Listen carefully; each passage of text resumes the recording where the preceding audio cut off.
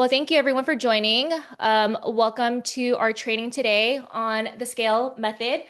I'm Shar, founder and CEO of the agency. This month, we kicked off the S.C.A.L.E series, which is a five-part training series designed to help growth stage founders like many of you or those catching the recording after this scale customer acquisition profitably and really turn paid acquisition into a growth lever. This training is not about like how to run ads or just boosting some posts, right? This training really is about understanding the fundamentals and building blocks of how to scale predictably based on the math and data to really hit revenue milestones within your business, right? Like I work with a lot of VCs, the portfolio companies, like there's like these crazy targets, but as an example, if you want to get 1,000 customers or hit 10 million or 100 million ARR, if you really understand the math and how advertising works, you can really just back into it and actually hit those predictably. And so, how do I know all this? Well, before building the agency, I actually spent 6 years at Google on their ad sales team, leading their B2B and lead generation teams, and really got the opportunity to help hundreds of companies scale their customer acquisition from early traction, so like 200K ARR, all the way to pre-IPO $1 billion plus growth. And so across this, I've seen a wide range of like verticals and all different growth stages and really got to see what works and what doesn't, right? On the best in class scale, I got to see clients like ClickUp, Kajabi, ServiceTitan, Dialpad. Like these are some massive successes that I've gotten to see work.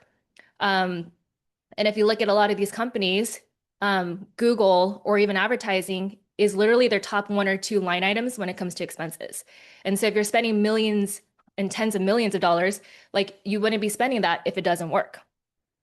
On the other end, and probably too much of this, I've seen a lot of companies and founders make a lot of mistakes, and a lot of them actually start paid too early, and they just flop. And so this training really is designed to help you guys understand like how to use paid and really scale predictably. To kind of set the frame of paid acquisition and like when and how to get started.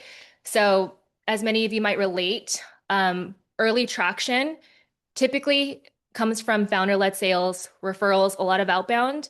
But if you're going from 1 to 10, which is like 1 million to 10 million in ARR, or trying to 10x, you need predictable deal flow, right? And that's typically where paid and inbound starts to come into play.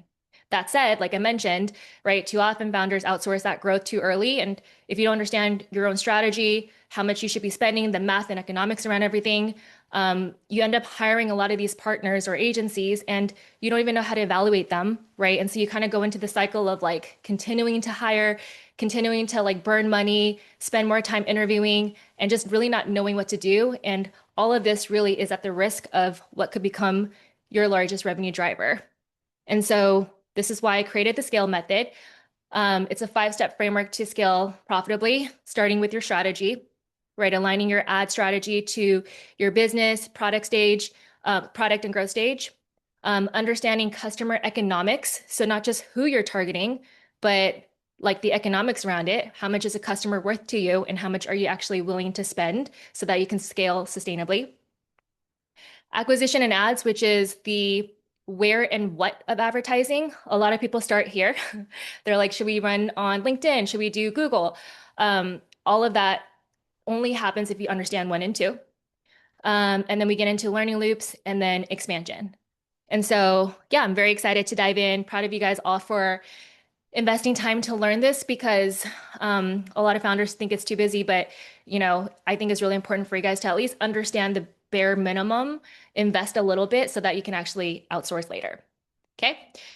For anyone with questions, feel free to just type it into the Q&A box. I can dive into it. And then also if you want to like type in your growth stage and business vertical, I can also kind of make this training more applicable to you. So with that, I'll get into it. So if I can actually move it. Like I mentioned, right, the S.C.A.L.E method, 5-step series here. We're going to cover a little bit more on the first two here, the strategy and the customer economics piece. And then we'll get into like where and how to actually craft the ads. But Really here, starting with strategy is like when we think about paid acquisition as a growth lever, when and how do we actually get started, right? So like I mentioned, and actually I can dive into this, but yeah, when and how to get started. Customer economics is how much is that customer worth to you and how much are you willing to invest? Um, yeah, I'll actually just breeze through this and actually get into the strategy because I feel like you guys know this. But yeah, getting into strategy. When we think about when and how to start paid acquisition as a growth lever, um, typically paid, right? You don't want to start too early. Typically in our VC term, Mark Roberge, part of stage two, he talks about this idea of product market fit, right? So kind of like once you have product market fit and you're scaling past early traction, that's kind of like a good benchmark of when to start thinking about paid. And so that's one and two. Um, the third piece is the infrastructure, right? So that's kind of like your tech and sales team or process if we're starting to run advertising, send leads. The question I like to ask here is like, or a way to kind of think about it is, if I were to send you 1,000 leads today, is your business ready to handle it, right? If you don't have a CRM in place, as an example, to capture those leads, then it doesn't matter. Secondly, if you don't have an automated nurture sequence, then we would be sending a lot of leads that aren't being nurtured or captured, and that's just going to lead to a lot of inefficient spend. I actually did a webinar with Chase from High Level a few months ago, and they did a whole study about like lead nurture being won in the first 5 minutes. After that, everything like drops off significantly. And so you can start to think about like when you're sending these high intent leads, if you don't touch them until, I don't know, tomorrow, next week, you really lose the efficacy of it. So this piece is super important to have down before you actually start spending money. Um, and then the second piece is like the sales process or team, right? Do you actually have a sales team that knows how to close your offers, the right offers? Are they trained on the CRM to actually enter the data so that we can actually pass it back into the ad platforms? Okay.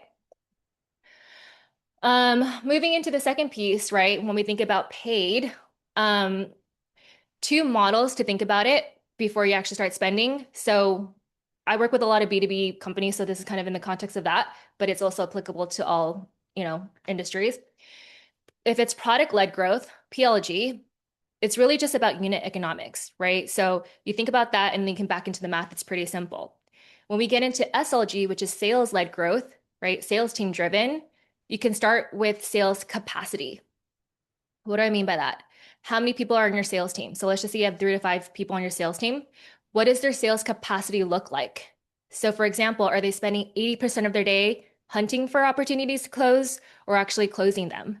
Right. And so, assuming you have all this product market fit, you know your ICP, and you're kind of at this like, baseline where you're starting to run ads. When you think about sales capacity in that example, if you have 3 people on your sales team, you can start to think about like, okay, so how many leads do I want to drive to have that capacity, right at that mark? So if you had 3 salespeople, and if you think about like their calendar, they can take 6 or 7 calls a day back into the week, right? Times 5, 30 calls per person. Let's just say 90, 100 qualified leads for that. Then you can have a baseline when you're running ads. You're not sending 1,000 leads because they can't take it. You actually have like a idea. It doesn't have to be perfect, but an idea ballpark range of like what you should be driving. And then once you get that down for the 3 people, then you can start to add more salespeople, and then it starts to become a really predictable like scale like revenue engine. Cool. And then finally, when we think about like when and how to start paid acquisition, this is kind of like the when. Um, Typically, when you're thinking about like where to start first, a lot of people like ask me, should we run LinkedIn? Should I run Google? I want to hire an agency or person to help me with Meta, right? They kind of just jump into the channel. The reason why we want to start with intent is because, especially if you're a startup and you're building something new, there's already going to be people looking for the pain point that you solve, right? There's going to be people that are searching for you. And so if they're looking for you from an ad perspective, you're going to want to show up right that second.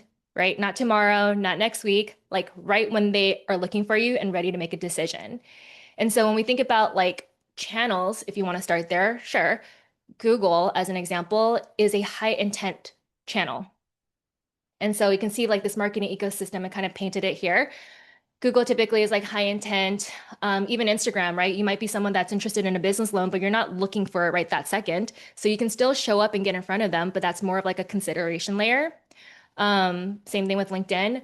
But all of this is kind of to, you know, paint the picture of like the marketing funnel. And if people are looking for you, if you think about it, that's bottom of the funnel, right? And that's like where you want to start. At some point, though, that demand is going to be capped. And so that's typically where you start to like build up the funnel, create consideration, what we call generating demand or creating demand, which you then capture down funnel. Cool. Um, okay, I can't really see the questions right now, but I'll get to it after. Um, so that's kind of like the baseline on strategy. The second piece here, which is customer economics, which is my favorite piece of the framework and the part that most people miss. Um, the whole idea here is like more leads does not equal more revenue, right? Not all leads are the same. Um, when we talk about like who we want to target, ICP is kind of what we use in B2B terms. As an example, you might have a 5K buyer versus a 100K buyer, right? Those are two very different people. And a lot of times people use what we call blended CAC, customer acquisition costs, where they just kind of have this like blended idea of who they're trying to go after. They put it into one campaign, they have a blended CAC, and then they don't understand why like the leads aren't good or like, they can't get the right people. In this case, 5K versus a 100K buyer could be two completely different solutions. Lightspeed that we work with, 5K is like a coaching program, 100K is like a consulting enterprise solution, right? Or another case, it might be like a self-serve trial, right? That's a lot cheaper. That's a self-serve product versus someone talking to a sales team. So completely different like solutions, targeting, messaging, all that stuff. In addition to that, you want to understand like who that ICP is and kind of like break it down into like the different core, maybe you have 3 to 5 core ICPs. The next thing you want to think about is like, what is the ideal mix, right? Like, um, what is a higher value ICP versus a lower ICP, and like what makes them more valuable. And so now you can kind of go into more of like the ideal customer mix, which is what we call like volume and quality. Oftentimes I work with a lot of teams, when you're starting paid, sometimes you don't know all this, and you might be sending like 100 leads in my previous example as an example. But if 70% of those leads aren't the right fit, like how much money are you actually losing? So it's really important to kind of take this time to map out who your ICP is, the ideal mix, how much they are worth to you as a business, and like also what makes them more valuable. And so that kind of goes into like our third bucket here of like what actually increases your ACV or average customer value. And so here it might be business revenue, company size, number of users, if you're like a platform, um, vertical, integration type. Like there's so many different things you can start to think of like what actually increases or would be a good quality lead that you would want to have. And so another way to back into this, right, is to put all this lead qualifiers onto your landing page so that when you're actually driving the leads over, it qualifies and then you can actually get the ones that you want. It gets a little bit more advanced here. Um, but you can actually start to put the math behind all of this too. So for example, if you connect your CRM, you can start to bid towards the people that are actually worth more to you versus the one that are lower. And same thing too, if you have a lead form, you can also what we call lead score, right? So the people based off of like higher number of users, you can, put a higher lead value and then thus bid more. Um, give me 1 second. Let me see if there's any questions here. Does anyone want to like type in what vertical or business they have if they want me to do a live example for you guys?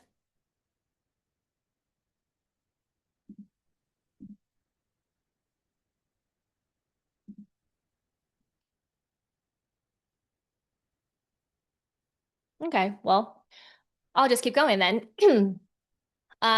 So this is an example or exercise that we like to do with a lot of clients. I was just in a VC workshop last week, and someone was asking me like, how much do I actually start? Like, what's the amount like that I know to start with, right?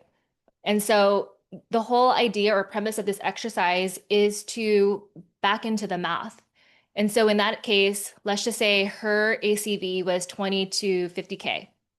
And so if we're talking about a closed deal here, if it's 20 to 50K, right? You start there and then you can start to map it backwards. So if you create the lead to, you know, customer journey, assuming in this case it goes from someone sees your ad, goes and visits your website, then they fill out a lead form, then it's a marketing qualified lead, sales qualified lead, and then a closed deal.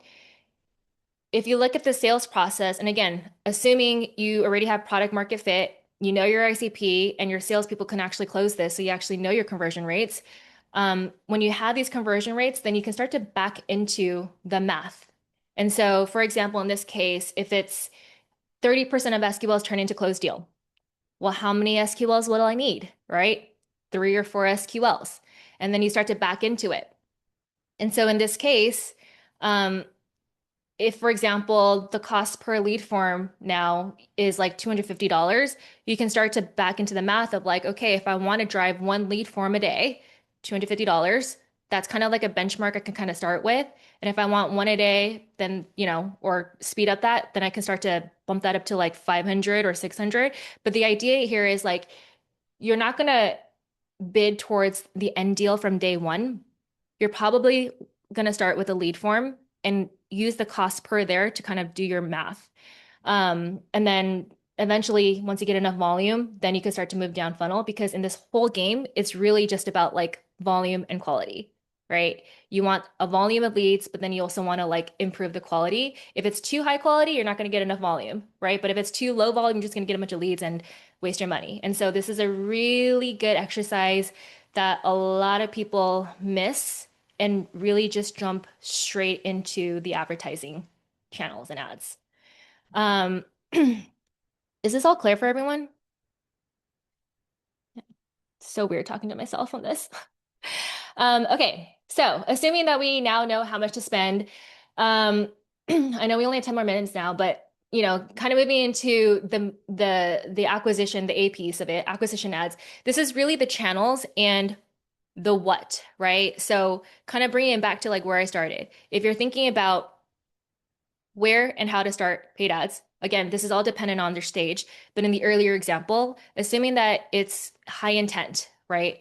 With Google, this is very basic, but I won't get too much into this, but this is just kind of like different ways that people search for you. If you're a newer company, typically speaking, people are searching for you with non-brand or generic terms, right? The pain point solution that you offer, um, or competitors, right? Which you can start to kind of get traffic from. Brand is probably not as important if they don't know you yet. It becomes more of a defense play as mature and people start looking for you. Before anything, again, the agency is a performance marketing agency. And so, like I mentioned in the beginning, one of the non-negotiables before you even turn on these ad spend is your CRM, right? Because in this example where I mentioned SQL and closed deal is typically recorded in your CRM, right? If a salesperson talks to a person, they're probably going to put that information in the CRM, kind of put it as like good lead or bad lead, give an estimated deal value.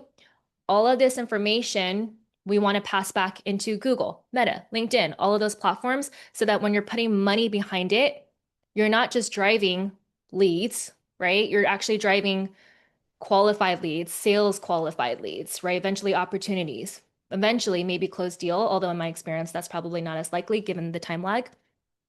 If it's 3 or 6 months out, as an example, it's probably not enough recency data. But regardless, right, you can get qualified leads. Um, and then finally, when it comes to the ads or the campaign structures, right?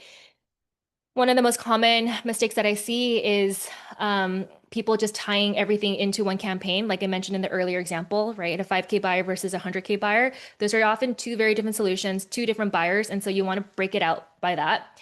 if you're B2B and you have both PLG and SLG, so for example, you drive self like serve trials, but you also have a sales team. A way to think about this is like when you're trying to hit your next revenue goal, imagine if you're going from like 3 to 10 million, what percentage of that revenue do you want to get from each part of this business? If it's 70% self-trial, then you know you to put 70% of your budget or focus onto that when you're dividing the campaigns. A lot of people again put that together and then they use a blended CAC and then they wonder why they are not getting the leads that they want and the amount of leads that they want for each business segment. And then another call out here too is in this example of PLG versus S.C.A.L.E, like product led, your conversion might be a free trial. That's a sign up, right? Or free trial on your website. If it's a sales team flow, they're probably going to be booking a demo call. And so those are two different conversions, two different campaign goals that you want to separate out. Okay. Very important. And then another piece I'll call out too, when we talk about like the customer economics piece here, when we are mapping out your ICP and the ideal customer mix, right? This is also an area where you can start to like inform your campaigns. So if there's like a certain customer that you want to speak more to and there's content around that, kind of like what I mentioned here, right? If the 70% is on this specific ICP that you want to target, now you can actually put a lot of the content and add copy structure to that. And then as you expand too, right? Like, so moving beyond just Google, if you want to create ICP specific customer journeys and do YouTube as an example, or do customer testimonials as an example, or if you are the CEO and you have podcast clips, right? Now you can start to put those types of content into ICP specific journeys that lead to that direct campaign to convert. Okay. And then finally, or I guess two more steps, the L and E. So the learning loops here is all about building learning and testing agendas, right? Basically, what are the right KPIs that determine success? And how do we align like marketing and sales alignment, like team alignment? Again, bring it back to the B2B example. I work with a lot of like B2B companies where marketing and sales are not aligned. In the previous examples, marketing is like, yeah, we drove a bunch of leads, we got good cost per leads, like we're doing great. Whereas on the sales team, they're literally like, we can't close these leads, right? Like these aren't the right leads, they're not the right whatever. So then there's this like misalignment. And so when you're starting this paid journey or scaling your paid media program, you want to think about like one, aligning success metrics across the funnel, and then two, how you actually drive alignment between marketing and sales so that you actually have shared outcomes oftentimes towards revenue, right? It's not about CPL. An example like I shared, right? When we think about customer economics, all of this is really led to how does it lead to revenue and then, hit your growth goals. And so I'll kind of touch a little bit about this without going too deep into it, but the whole premise of this KPI alignment thing is when we think about the funnel, whether you're running CTV, awareness ads, YouTube, right? Those are different campaign goals than if you were driving an SQL on search. And so when you create these campaigns or ads, you want to think about primary and secondary KPIs that you can align on. Okay. This is just an example of different formats, but if you're top of funnel, different KPI than search, you're not going to be driving closed leads if someone is running a YouTube watching of YouTube, right? If you think about the buying journey, they're not ready to buy right then and there. So if you hold that to the same standard as someone who is actually looking for you, it's mismatched. And so we'll get into a lot of this more in our next section. I can talk hours about this, but the measurement piece is so core to a lot of the performance advertising that we do. And then finally is expansions, right? So now that you understand a lot of the economics around it, E really is about the media planning piece, where you go cross-channel and full funnel. I won't get super into this, but this is really the idea of like, understanding both demand capture and demand generation. And so as you move through the funnel or increase the funnel, the idea here is to be able to fuel your pipeline and, you know, expand. And we do this across all channels. This is typically a little bit later on, not typically where you're starting, but very important. Um, so that is the best I can do in 30 minutes to tie in a lot of the knowledge that I've got to witness, just working at Google and being an LP, working with our VC portfolio companies. It's a framework that I really hope that you guys can use to scale customer acquisition profitably. If you guys want to go through all this or have any questions, feel free to reach out. We are opening up our scale accelerator, blah. We are opening up our scale accelerator beta, where we actually work through all of this with you. But more than that, um, some of our clients are actually building the AI capabilities to accelerate all this so that you don't have to, if you're starting from scratch, you don't have to like do a lot of the manual stuff that we've been doing for the past few years. They built that directly off of their own experience working together with us. So all of this is built off of these frameworks. If you want access, I can drop it in here and you guys can apply and get early access to the beta. We also have a great ecosystem of vetted partners that you guys can, oh my gosh, I can't move this. Okay. Work with. So I just dropped the link. But yeah, I would say before you spend money on ads, it's an area that people can burn a lot of money fast, but really this framework is designed to help you guys understand the building blocks, to do the right exercises, to actually understand where your money is going to, and then knowing how to spend and then scale based on data. And later, if you want to hire an agency, then you actually know whether they're doing a good job or not, because too often people just don't want to deal with marketing. They outsource it, but they don't know what's going on. And then they just end up losing a lot of money. So hopefully this training is helpful. And if you have any questions, just reach out. Thanks.